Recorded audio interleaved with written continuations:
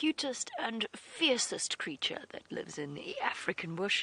We have a bundle of lion cubs just for you to enjoy. Aren't they absolutely incredible? Their mothers have caught a kudu. Most of it has already been finished, but the cubs are now devouring what is left of it, so a little bit gory, but still amazing to watch. Oh, just listen to the sounds they're making.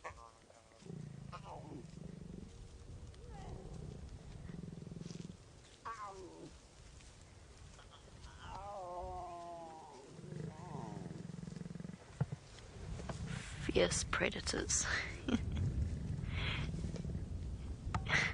That lioness is not happy with them. She's got a full stomach, she's just been hunting, and all she wants to do is lie down and sleep and give herself a clean.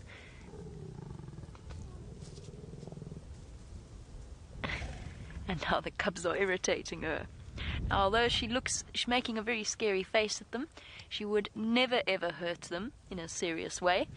She's growling, scaring them away, but it doesn't seem to be working very well, does it? They are not in the slightest bit bothered by her lack of interest in them. Oh, they even want to come in for a bit of a cuddle and a head rub.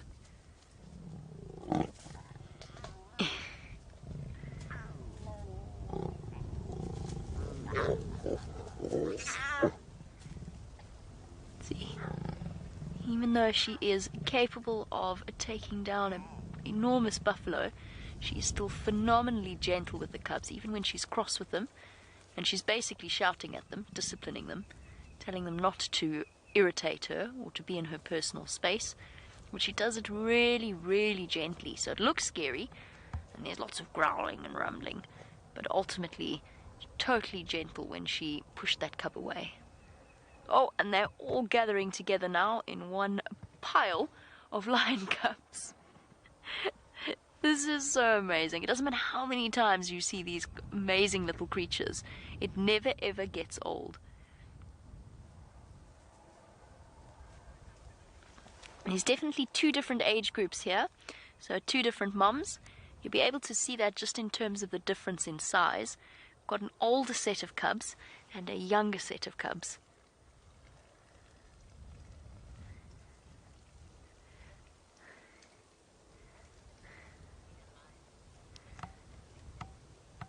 And Laken, these lions were found. We actually followed their tracks for quite a long time as we drove along. We didn't find them.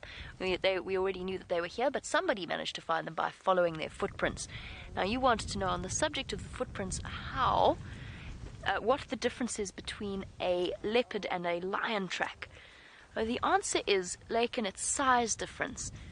A lion track is about, just to give you a sort of a basic answer, is about double the size of a leopard track.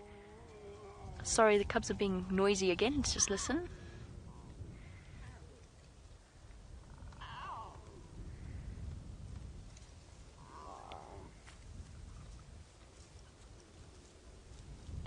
Already at only 3 months of age, they are already pretty much only eating meat.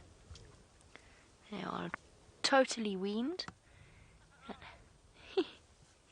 have to fight for their right to a piece of the carcass as Mom eats away. Sorry, Laken. The answer is a leopard track is about half the size of a lion track. Now, a leopard track is probably about the size of a lion cub's track, but you know immediately whether you're looking at a leopard or a lion cub. First of all, because the shape is slightly different, but most importantly, because you'll never find a lion cub walking on its own. So if you see one set of tracks, because we know leopards live on their own, and we know lions live in groups, in prides, or if they are males, in a coalition, we know that they will always have other tracks with them.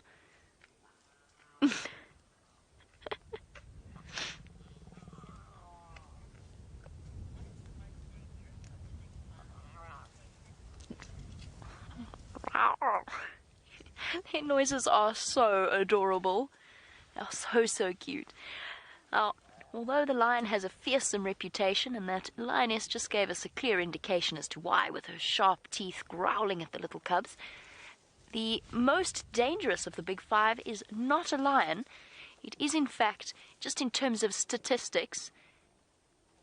So, Tate, you were wondering about which of the big five is the most dangerous. The answer is the buffalo. The buffalo is the most dangerous of the big five, or at least responsible for the most human accidents.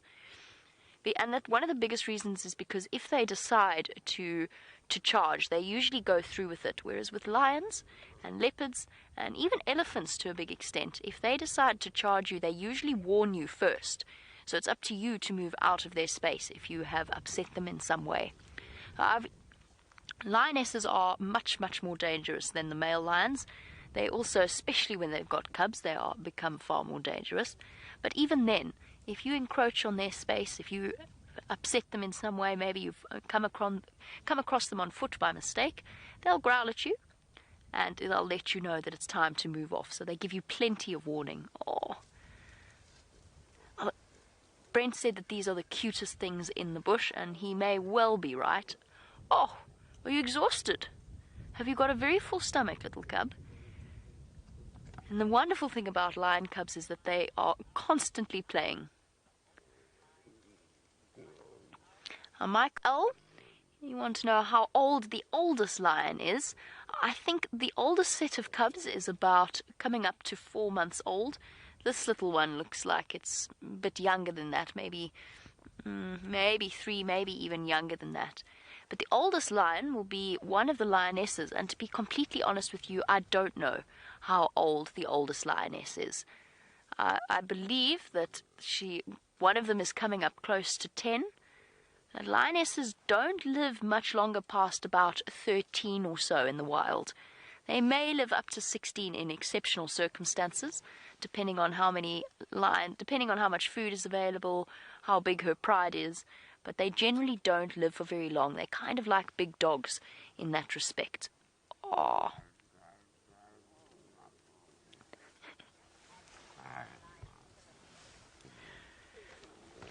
Now these lions because there's only 3 lionesses, I'm so distracted by this cub, it's adorable.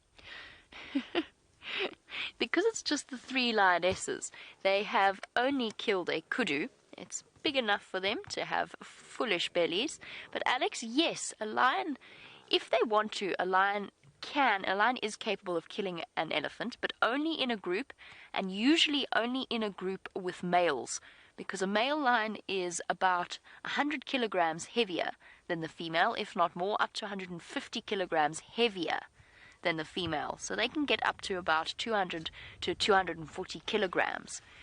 Well, because they're much heavier, they're also much stronger, which means when they hunt with the females, they can help take down bigger prey. Now, there's not many cases in this part of South Africa of lions killing elephants because it's very, very dangerous for them. So they don't want to risk injury unless they are desperate for food. There are cases, especially in Botswana, and it seems as though specific lion prides learn to hunt elephants. So there's cases in Botswana where when it gets really desperate for the lions, they've learnt to hunt elephant, and it's usually young male elephant. Somebody's got scabby knees.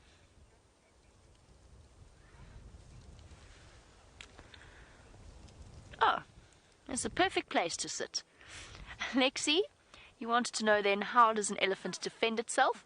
Well, usually, because they're so big, they can just chase off the lions. And if it's a member of a herd, if it's a female or a calf, the rest of the elephants will try and chase those lions away. They'll usually help to protect it.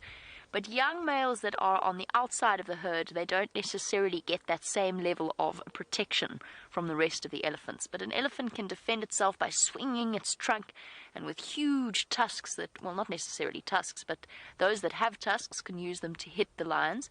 But basically, they are up to 5-6 tons in weight. They just need to stand in the direction of a lion and the lion will run away, because they could easily get hit by the trunk or kicked or squashed. Now this little one isn't quite ready to go hunting any elephants just yet. And welcome, Hayden. I hope you are enjoying this amazing view. That mom looks so irritated with them climbing all over her. All she wants to do is sleep. Hayden, in terms of how many cubs a lioness can have, they can have up to 6, but they usually, in this area in particular, average around 2 or 3 cubs. Oh, it's bedtime. Nap time for little cubs with full bellies.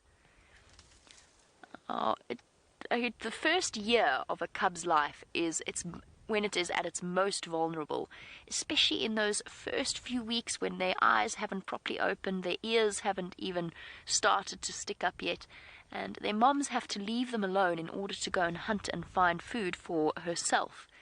And they get left alone, hidden away, because they're too small and too weak to keep up with their mother. And that's the time when that life is most dangerous for a lion cub, because anything could find them.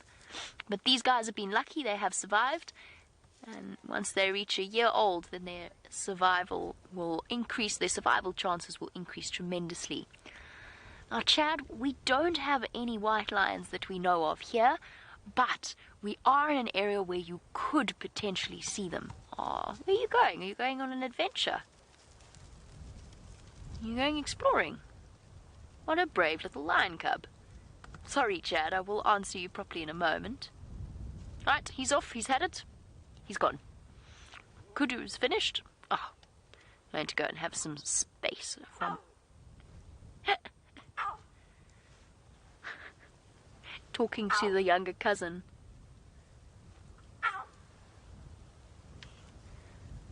What are you doing?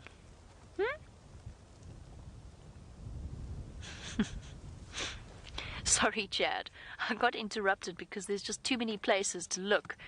We could actually indeed get white lions in this area. Oh, hold on, there's a little cub walking right next to the car. Just look at that.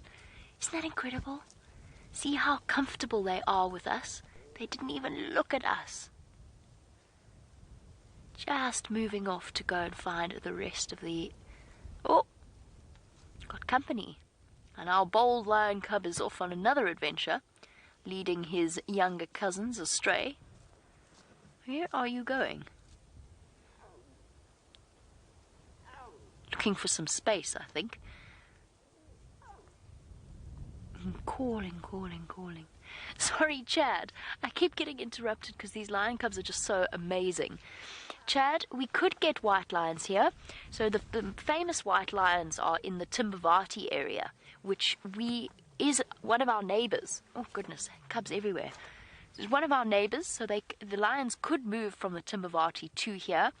And, of course, a white lion is just a normal lion with a strange genetic pattern.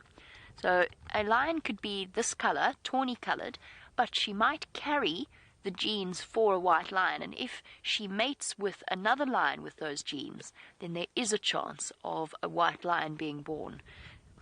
And there's always the possibility that a white lion will be born in this area in the future, but we don't have any at the moment, at least not as far as I know. Look at them all. They're all going on down the road. Now, I mentioned that lions are not the most dangerous of the big five because they usually give you a warning when they are upset or when you're too close. Lakin, yes, I have. I have been given a warning by lions before, lots of times actually. So what we sometimes do is we get out of the car to go and look for lions, so we track them. And even then, sometimes we're just walking in the bush, and you can imagine sometimes you just accidentally find a lion. So I've been warned by lions before, and the very, very important thing to remember is you must never, ever run. Never run from a lion. Because as soon as you start to run, they start to realize that they've got the advantage and that you are, and then it makes them think that you are prey. So you never run from a lion. You can walk backwards slowly, but never, ever run. And the truth is that lions are far more afraid of people during the day than we are of them.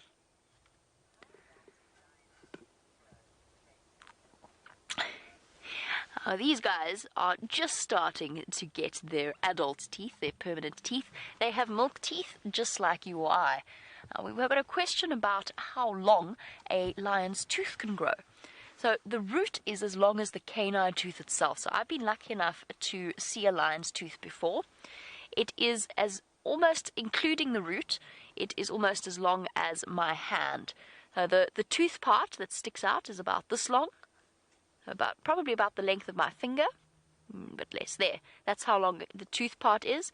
And then there's a root to hold that in place that is this long. The lion's canines get really, really big, and they have to have a big, strong root to help to keep the teeth in the jaw, especially when they're trying to use them to catch something like this kudu that she's busy finishing off. And well done, by the way, for our class, for being so brave. I know that some of this is a bit yucky. And Hayden, you are thinking about the lion's comfort, because now they're all sleeping, and you know it's midwinter here. It is quite chilly, and it's a cloudy day, and actually, Hayden, this is the temperature that lions like the most. They like it when it's a bit cooler, because lions get hot very, very easily, especially when they've just eaten, because their whole digestive process, when they're breaking down the meat inside their tummies, it produces a lot of heat. A great deal of heat. It makes them very, very hot, which is why lions usually sleep during the day. But they seem to like the cold weather better. Look at that serious face.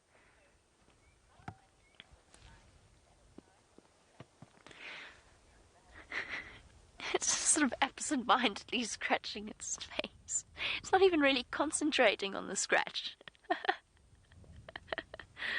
This is so cute. Sorry, I'm so distracted by the fact this is the first time I've seen these cubs properly, so I'm really, really excited. I've heard so much about them. It's the first time I've seen them properly. Trent, sorry, let me try and answer your question as we look at this cub's big round belly. Somebody's been gorging themselves. Trent wants to know how much a lion can eat in one sitting. So the amazing thing about all predators, Trent, is that they eat really, really quickly, as much as they can, as quickly as they can, because they never know when they're going to lose that kill to something like a hyena, for example. So all predators, lions, leopards, cheetah, they eat really quickly and they stuff themselves. Even when they are full, they still force themselves to eat. A lioness can eat up to 20 kilograms of meat in terms of when she finishes off a meal. She might not eat it all in one go, but that's a lot. Think about how much that is. But she'll eat that over about a period of about 3 days, maybe even less, because in this case she's had to share a kudu with 2 other lionesses and a whole bundle of cubs.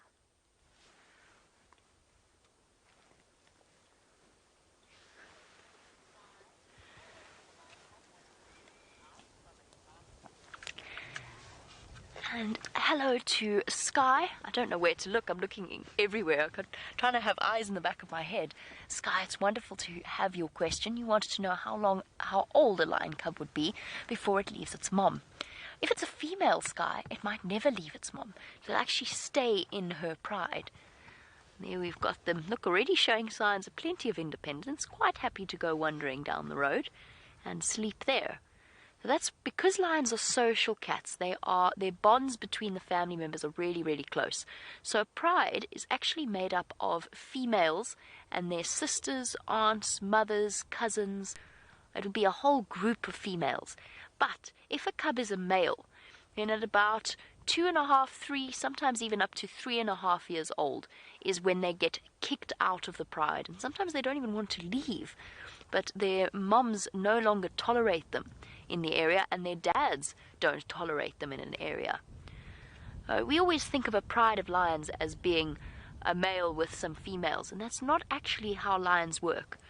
The females are part of the pride. Females and their babies are a pride, and then you get males that move through an area that have a territory with the females, but they are something completely separate. Now, they are called a coalition. Might be one single male, or it might, if it's lots of males, then it's called a coalition of males. And a coalition of males can have lots of different prides that they spend time with. Oh, kick to the face. Oh, now smack with the tail, just to finish it off.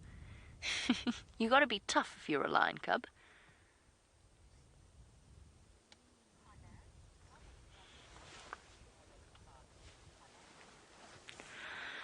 Sure, Connor has asked a really, really good question, which is how many types of animals do we have in the Sabi Sands? Oh, Connor, so many. I'm actually not even sure how to begin to count because, of course, we've got all of the mammal species and we've probably got up to about 20 different types of antelope. Then we've got all the big cats, so now you're looking at maybe 25, including hyenas and wild dogs, and then you go up to 30, including things like elephants and buffalo and giraffe. But that's just the mammal species. But in terms of animals, we've also got over 300 different types of birds and lots and lots. Too many insects for me to even tell you how many insects we have. I don't even know how many insects we have. And then there's the snakes and the crocodiles and the rock monitors. But we've got so many different types of animals. Now we're really lucky because we're sitting with lions and we're sitting with lion cubs and a kill.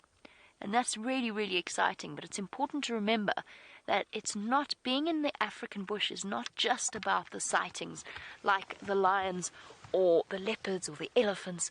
It's also about the small things as well. It's about learning about the insects and the trees and the way that everything interacts with each other.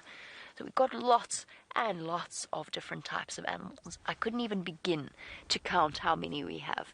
Hundreds and hundreds, thousands even, including the insects. Our lovely lady is finished eating.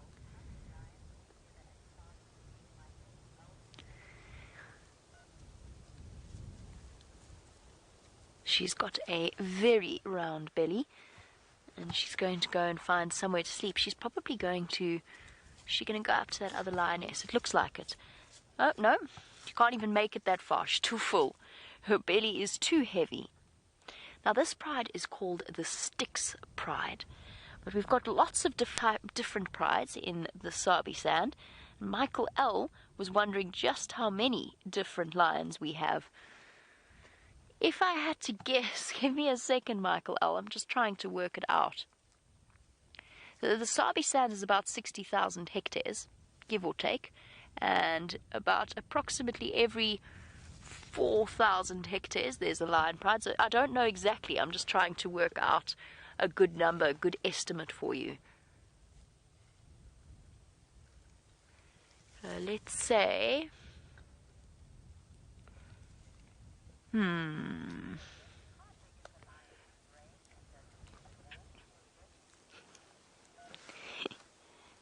I'm sorry, I'm still trying to do maths, but I'm distracted by a sleeping cub. It's very difficult to do maths when you're thinking about other things. Now, there's probably a good, maybe 150 odd lions in the Sabi Sand, but I'll think about that and I'll try and give you a proper answer in a moment.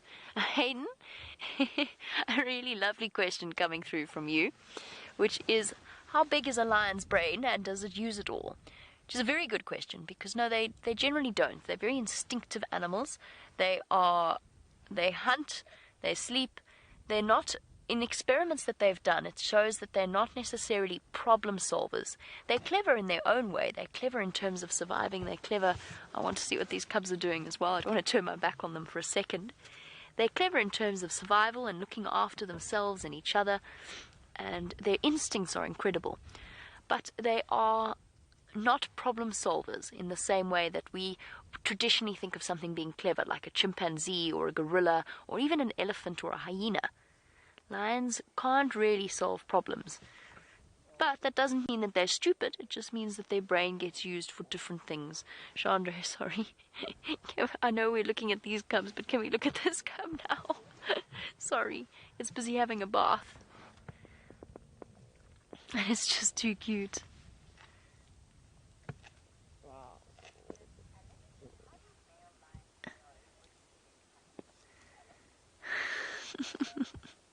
It's bath time. And sorry, Hayden, just to finish off your question, a lion's brain is about roughly the size of a tennis ball, just to give you an idea. So it's, despite the fact that their heads are enormous, their brains are just a little bit larger than a tennis ball, mostly protected by the thick skull. Alex, how does a male lion know that he is the father of a cub? Well, Alex, once a male lion has established a territory, his territory will include a couple of different females, and he will know which females he has mated with. Now, even if the cub isn't his, even if he isn't the father, he will still think that he is the father because he knows that he has mated with that female, or he knows that his brothers, or part of his coalition, one of them has mated with that female, so he accepts the cub as his own. Might not be, but he thinks that it is, and therefore he is good towards not actively protecting it, as in males don't really care for the lion cubs much, but he does make sure that he keeps the territory safe from other male lions that might come in.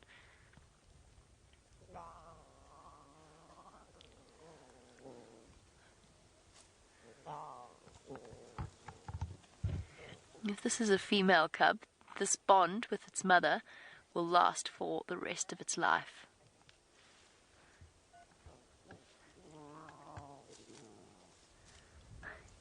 Alexi, we speak about the different members of the Big Five now, and Alexi would like to know, what is bigger, a male or a female buffalo? The answer is, Alexi, a male buffalo, and they are much bigger than the females. The females are big, but males are much, much bigger. A big male buffalo can even reach almost up to a ton. Not quite, but almost up to a ton in weight. They are huge animals. Very important not to see them just as cows. They are very big, wild animals.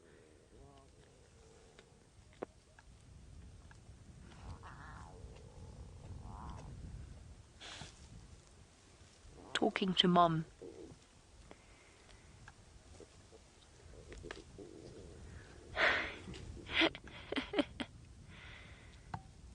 Oh, Mom, don't want my stomach washed. Don't want my stomach washed. I want to play. And pretend I'm hunting you.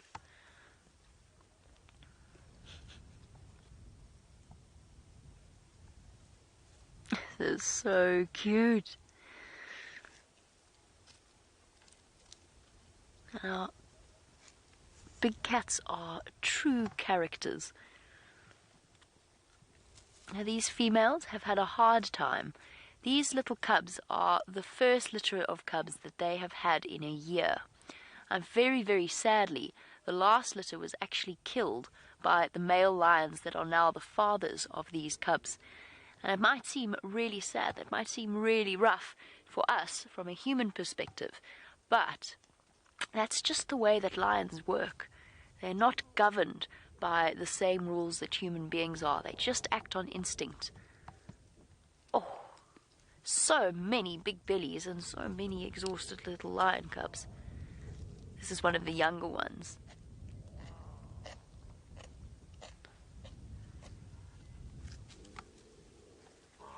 Interesting, some of them have got a skin disease. Speaking of the male lions, I said that they've got lots of work they need to do in terms of defending their territory, but Sky wants to know where the male lions are. And the answer, Sky, is that they're spread out right now. So they don't spend all of their time with the females. They spend a lot of time with each other and quite a lot of time walking around, roaring, scent marking, so in other words, spraying their pee on the bushes to make sure that no other male lions come through.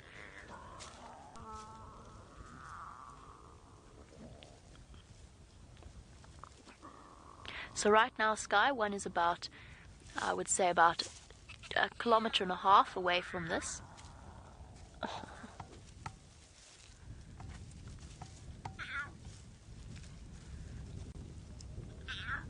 Okay, this is going to be very difficult. I can't move the car right now because I've got lion cubs everywhere. Oh, luckily she hasn't gone too far away.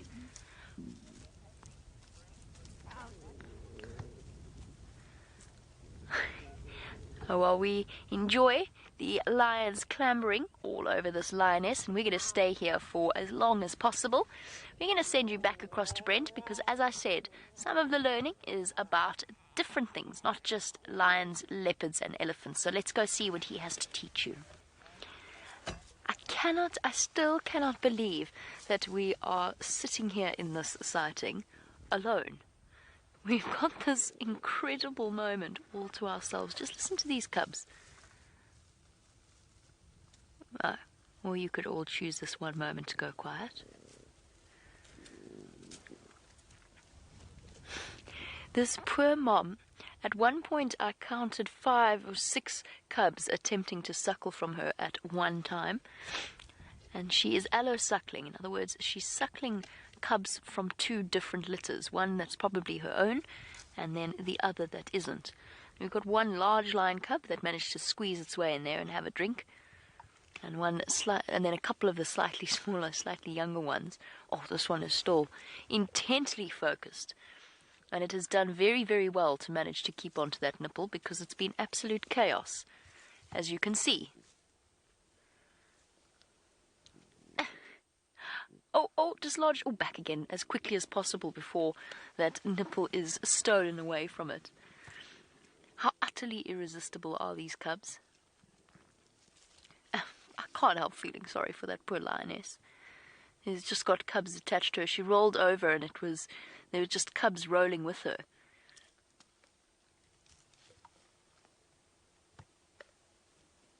Around contented bellies everywhere we look. I mentioned earlier when we were on the school drive that I've noticed quite a few of them have got some kind of skin infection. Before we go too much into it, I'd like to do a bit of research before we talk about exactly what it be. We've always noticed that with the Styx females, that they almost certainly have TB. We often see them with a little bit of blood running from their noses. Now that sounds terrible. It sounds really, really bad, especially for new viewers, but never fret. Tuberculosis is a naturally occurring disease, but a lot of the animals out here carry it. And they just are just that. They carry it. They sometimes manifest minor symptoms, but it only impacts them in a hugely negative way if they have lost condition. So if they are hungry for some reason or injured. You see there's lots of patchy parts of their skin. I don't know if it's... and they're obviously, I mean, this cub is very, very itchy. And it's nothing to be hugely concerned about. It's just a naturally occurring skin disease that they seem to have acquired. Which is what gives them the patchy, scabby bits around their elbows and their joints, and especially around this cub's face, and the balding patches. This one's not so bad. I noticed it's worse on some of the younger cubs. Oh, I mean, you itchy little one. And all of them have found their place. The pushing and shoving for now has come to an end, and we are getting to enjoy our very first proper sighting with the Styx cubs. All 8 of them present and accounted for, and thoroughly well fed.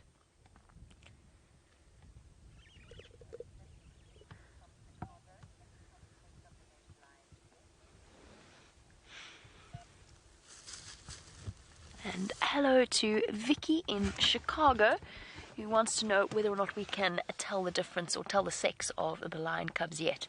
Yes, we can.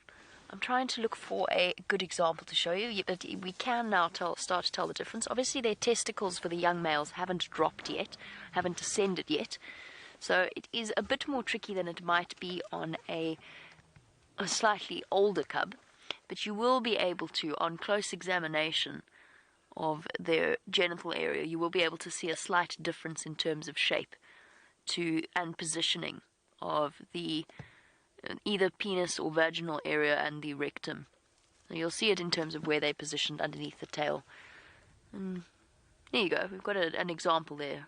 So the cub on the right, if we have a slightly closer look, I'm trying to work out exactly what it is. My suspicion is that is actually a male, just in terms of the positioning of the genitals and the anus. I think that might be a male. It is tricky to tell initially in their first stages, but it does get easy very quickly because the males start to get fluffy heads within a couple of months. And then, of course, their testicles descend, and it becomes a great deal easier to tell the difference between the 2 of them. Oh, you guys are getting very comfortable.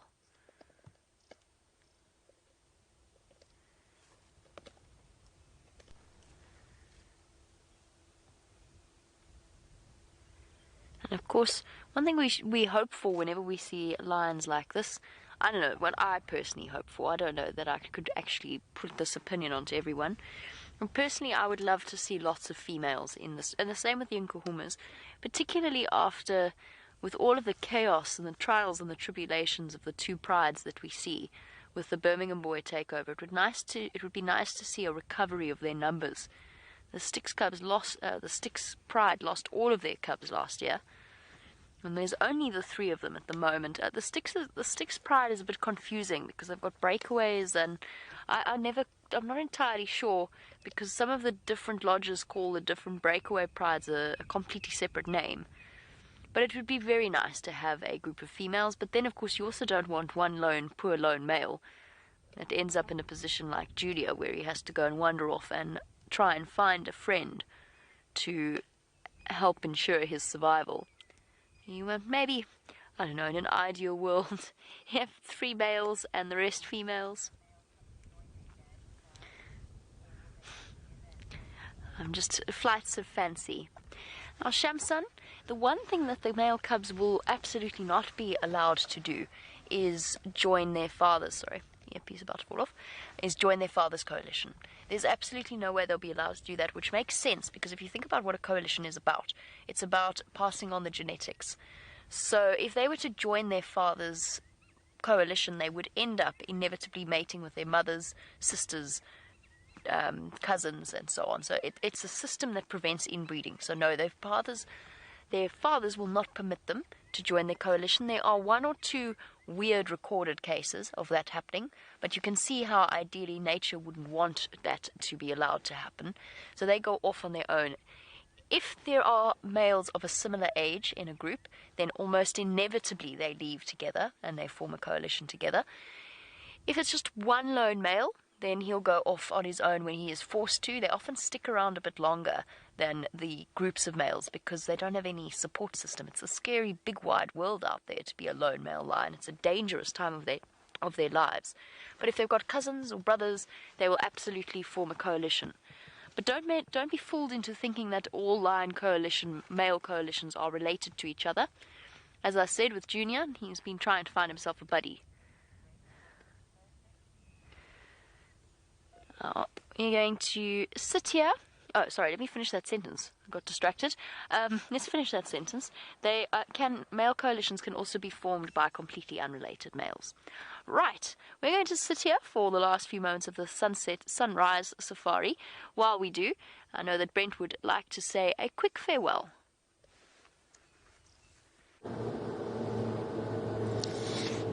I don't want to keep you away from those lion cubs for too long. So from Dangerous Dave, the objectified dish, and myself, it's been a pleasure having you on the Sunrise Safari, and I've come to a realization my cat streak has ended. This is the first drive that I haven't had a cat. I'm going to have to rectify that and start again on the Sunset Safari. So let's not waste any time and send you back to those gorgeous little lion cubs.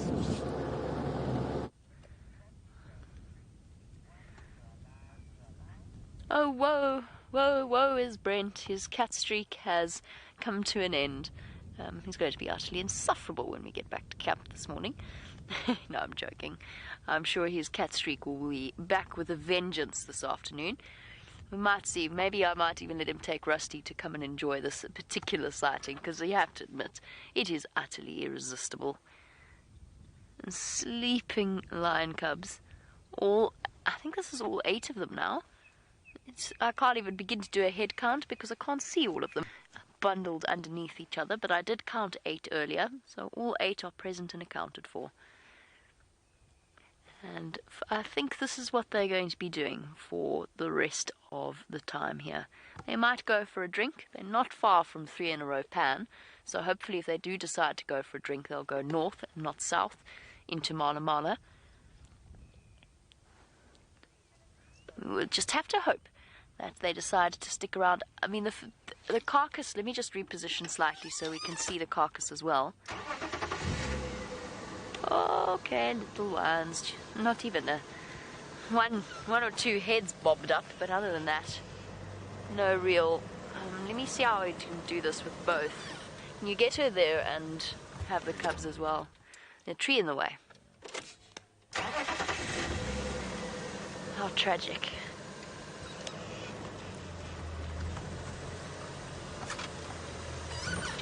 Oof, I'm pushing my luck here. A little bit. No, I can't really. Well, I suppose I could just plant myself in the middle. It's okay, little one. It's alright. We stopped here. I can't really do too much, but as you can see, most of the kill has now been finished off, and there's really just the scraps that the female is feeding off. I think there's a chance that they might have moved by this afternoon, but hopefully they decided to go to water. It's also quite cool today. They might be more mobile than they would otherwise be if it were 40 degrees. But prospects for this afternoon's sunset safari are very, very good. Perhaps another bundle of... And once the lion cubs have digested their meal a little bit, perhaps they will be more intent on being playful as well. Just some bones, rib cage and the big leg bones left. What an absolutely stunning way to enjoy the morning. Oh! Mom has rolled over, cubs flying. One brave little soul has managed to trying to stay attached.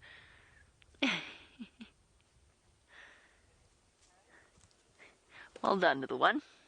You definitely get the prize for persistence. Climbing over Mom to continue with breakfast. And thus, on this view, we end off our sunrise safari. We are sad to go, but excited for prospects for this afternoon. A big thank you to Jean-Andre, as always, for his fantastic camera work, and I'm sure you're all very happy to see Brent back as well with Dave. And thank you to Rebecca and to Chelsea in final control. Most importantly, oh, look at that. Sprawled cubs everywhere.